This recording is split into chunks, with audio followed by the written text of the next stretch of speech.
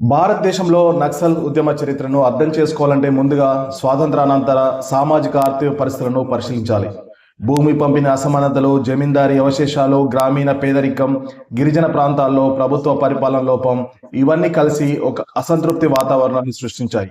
ఈ నేపథ్యంలోనే 1962లో పశ్చిమ బెంగాల్లో నక్సల్బరీ గ్రామంలో రైతాంగ తిరుగుబాటు జరిగింది.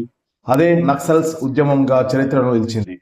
భూమి దున్నేవాడికే భూమి చెందాలి, దున్నేవాందే భూమి అనే నినాదంతో ఈ ఉద్యమం ప్రారంభమైంది. చైనా కమ్యూనిస్టు విప్లవ ప్రభావం, మావో సిద్ధాంతాల ప్రేరణ ఈ ఉద్యమానికి సిద్ధాంతపరమైన బలం చేకూర్చింది. నక్సల్బరీ ఘటనకు ప్రధాన నాయకత్వం వహించిన వారిలో చారు మజుందార్, కను సన్యాల్, జంగల్ సంతాల్ వంటి నాయకులు ప్రముఖులు. చారు మజుందార్ రచించిన హిస్టారిక్ 8 డాక్యుమెంట్స్ ఉద్యమానికి సిద్ధాంత దిశనిచ్చాయి. ఆయుధపూరిత పోరాటమే మార్గమని, పార్లమెంటరీ ప్రజాస్వామ్యాన్ని తిరస్కరించాలని ఈ సిద్ధాంతం చెప్పింది. 1969 Communist Party of India, Marxist Leninist స్థాపనతో ఉద్యమం మరింత విస్తరించింది. అయితే 1970 ప్రారంభంలోనే ప్రభుత్వ కఠిన చర్యలు, అరెస్టులు, ఎన్కౌంటర్లు ఉద్యమాన్ని బలహీనపరిచాయి. చారు మజుందార్ అరెస్ట్ అనంతరం మరణానంతరం ఉద్యమానికి పెద్ద దెబ్బ అని చెప్పొచ్చు. కానీ ఉద్యమం పూర్తిగా ఆగిపోలేదు. అది విభజన రూపంలో కొనసాగింది. ఆంధ్రప్రదేశ్, బీహార్, జార్ఖండ్, ఒడిశా, ఛత్తీస్గఢ్ వంటి రాష్ట్రాల్లో పలు గుంపులుగా కార్యకలాపాలు ప్రారంభించాయి. ముఖ్యంగా ఆంధ్రప్రదేశ్లోని పీపుల్స్ వార్ గ్రూప్ బీడబ్ల్యూజీ ప్రభావం పెరిగింది. అదే సమయంలో బీహార్, జార్ఖండ్ ప్రాంతాల్లో మావోయిస్ట్ కమ్యూనిస్టు సెంటర్ కార్యకలాపాలు విస్తరించాయి. 2004లో ఈ రెండు ప్రధాన గ్రూపులు విలీనమై కమ్యూనిస్ట్ పార్టీ ఆఫ్ ఇండియా, మావోయిస్టుగా మారాయి. ఇది తర్వాతనే రెడ్ కార్డల్గా పిలువబడిన విస్తృత భూభాగంలో ప్రభావాన్ని చూపిందని చెప్పుకోవచ్చు.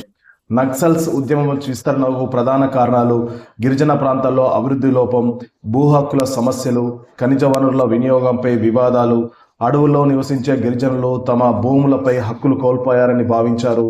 మావోయిస్టులు ఈ అసంతృప్తిని తమకు అనుకూలంగా మలిచారు. గ్రామ స్థాయిలో జనతా ప్రభుత్వాలు ఏర్పాటు చేసి స్థానిక వివాదాల పరిష్కారం, పన్నుల వసూలు వంటి వ్యవస్థలను అమలు చేశారు. అయితే అదే సమయంలో పోలీస్ స్టేషన్లపై దాడులు, రాజకీయ నాయకుల హత్యలు, మైనింగ్ కంపెనీలపై దాడులు వంటి హింసాత్మక ఘటనలు వరుసగా చోటు చేసుకున్నాయి. ప్రధాన ఘటనలో 2010లో దంతెవాడ దాడి, 2013లో దర్బాఘాట్ ఘటన, అలాగే వివిధ రాష్ట్రాల్లో జరిగిన ఎన్కౌంటర్ల ప్రస్తావనీయాలు. ఈ దాడులు దేశవ్యాప్తంగా భద్రతా చర్చలకు దారితీశాయి. ప్రభుత్వం మావోయిస్టులను అంతర్గత భద్రతకు అతిపెద్ద ముప్పుగా పేర్కొంది. కేంద్ర రిజర్వ్ పోలీస్ ఫోర్స్, సిఆర్పిఎఫ్ మరియు కోబ్రా కమాండోలు, రాష్ట్ర ప్రత్యేక పోలీస్ దళాలు కలిసి భారీ ఆపరేషన్లు ప్రారంభించాయి.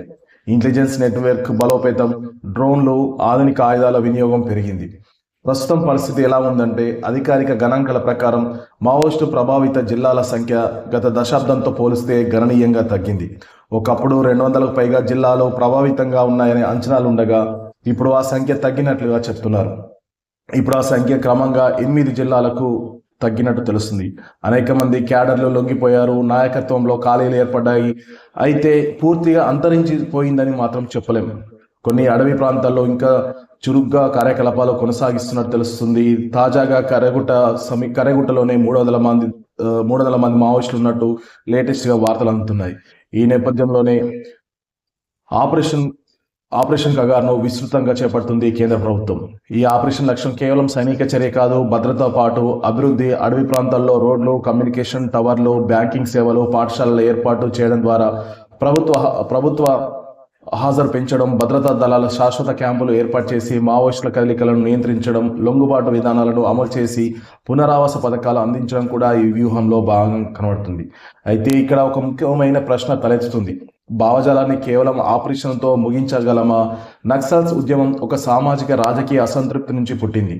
అభివృద్ధి, న్యాయం, పారదర్శకత, జవాబుదారీతనం, పాలన లేకపోతే అసంతృప్తి మళ్ళీ తలెత్తే అవకాశం ఉంటుంది. అందుకే నిపుణులు చెప్తున్నది, భద్రతా చర్యలతో పాటు భూ హక్కులు అమలు, గిరిజనుల హక్కుల పరిరక్షణ, స్థానిక ఉపాధి అవకాశం కల్పించడం అత్యంత కీలకం.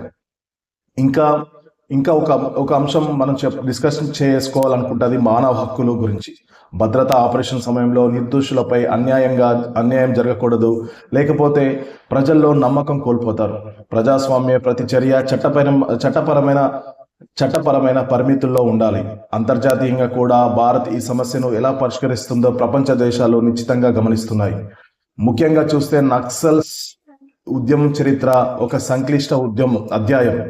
1967లో నక్సల్బరీ నుంచి ప్రారంభమైన ఈ ప్రయాణం అనేక దశలు దాటింది. ఉత్సాహం, విభజన, హింస, బలహీనత, ప్రస్తుతం ప్రభుత్వ భద్రత, అభివృద్ధి దందా వ్యూహంతో ముందుకు సాగుతుంది. ఆపరేషన్ కగార్ వంటి చర్యలు తాత్కాలిక భద్రతను అందించవచ్చు, కానీ శాశ్వత పరిష్కారం కోసం సామాజిక న్యాయం, ఆర్థిక సమానత్వం, ప్రజల విశ్వాసం అవసరం ఉంటుంది. ఈ చరిత్ర మనకు ఒక గుణపాఠం చెప్తుంది. అసంతృప్తి ఉన్న చోట భావజాలం పుడుతుంది, న్యాయం ఉన్న చోట శాంతి నిలుస్తుంది. కాబట్టి భవిష్యత్తులో నక్సల్స్ ఉద్యమం పూర్తిగా ముగుస్తుందా లేదా అన్నది కేవలం తుపాకీ శక్తిపై కాదు, అభివృద్ధి మరియు నమ్మకం, సమాన అవకాశాలపై ఆధారపడి ఉంటుందనేసి మనకు తెలుస్తుంది. ఎప్పుడైతే ప్రజల సమాన హక్కులు ప్రజలకు సమానంగా చూస్తారో, భేదాభిప్రాయాలు లేకుండా, తారతమ్యాలు లేకుండా అందరికీ సమాన హక్కులు కలుగుతాయో ప్రజాస్వామ్యం వెదజల్లుతుంది. అప్పుడు న్యాయం గెలుస్తుందో, ప్రజలకు ప్రభుత్వంపై విశ్వాసం ఏర్పడుతుందో, అక్కడ ఇలాంటి భావజాలం పుట్టదు. ప్రజలు ప్రశాంతంగా జీవిస్తారు. ఎక్కడైతే అన్యాయం, అణచివేత, అశాంతి ఉంటుందో మళ్ళీ భావజాలం పుడుతుంది. మళ్ళీ నక్సల్స్ ఉద్యమం మళ్ళీ మొదలవుతుంది. అందుకే ప్రభుత్వం చేయాల్సింది ఆపరేషన్ కగార్తో పాటు గిరిజన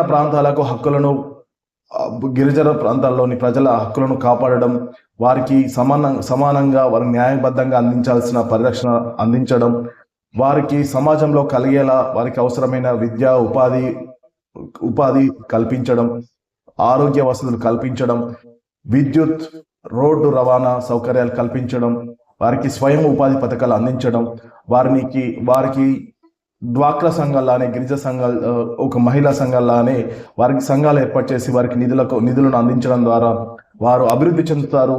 దీంతో భావజాలం మళ్ళీ అమల్లోకి రాకుండా ఉంటుంది. ఆపరేషన్ కగార్లో భాగంగా కేంద్ర ప్రభుత్వం మార్చి 31 డెడ్లైన్ పెట్టిన సంగతి తెలిసిందే. మార్చి 31, 2026 వరకు మావోయిస్టు రహిత దేశంగా భారత్ను తీర్చిదిద్దాలనే లక్ష్యంగా కేంద్ర ప్రభుత్వం పెట్టుకున్న విషయం తెలిసిందే. అందులో భాగంగానే ఆపరేషన్ కగార్ చివరి దశకు చేరుకుందని తెలుస్తుంది.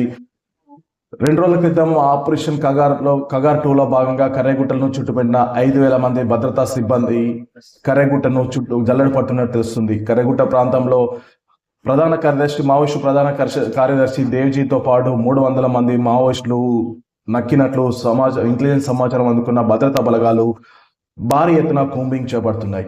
వారిని లొంగిపోమని పదే చెప్తున్నప్పటికీ మావోయిస్టు నుంచి ఇంకా రెస్పాండ్ రానట్టు తెలుస్తుంది. మార్చి 31, 2026 వరకు ఈ మావోయిజాన్ని పూర్తిగా అంతం చేస్తామని అమిత్ షా ప్రతిజ్ఞ చేసిన సంగతి తెలిసిందే.